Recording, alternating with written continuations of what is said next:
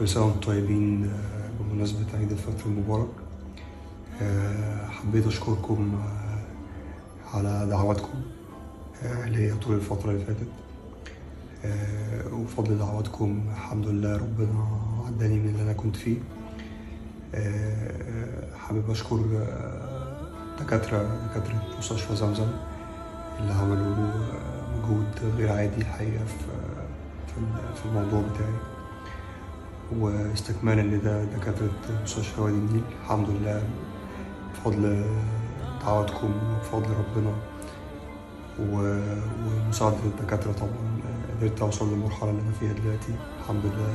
قادر يعني عديت المرحلة الصعبة الحمد لله، الأمور استقرت بشكل كبير.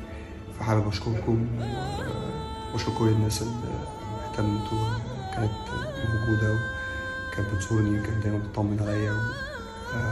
يعني ما عنديش حاجة تانية أقدر يعني أعملها غير إن أنا أشكرهم من قلبي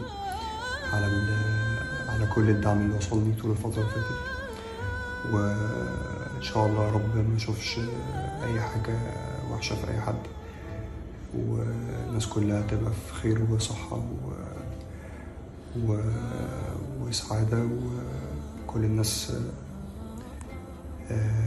تبقى في أحسن حال. يعني أشكركم وحبيت أطمنكم الحمد لله الأمور كويسة، وأشكركم شكرا.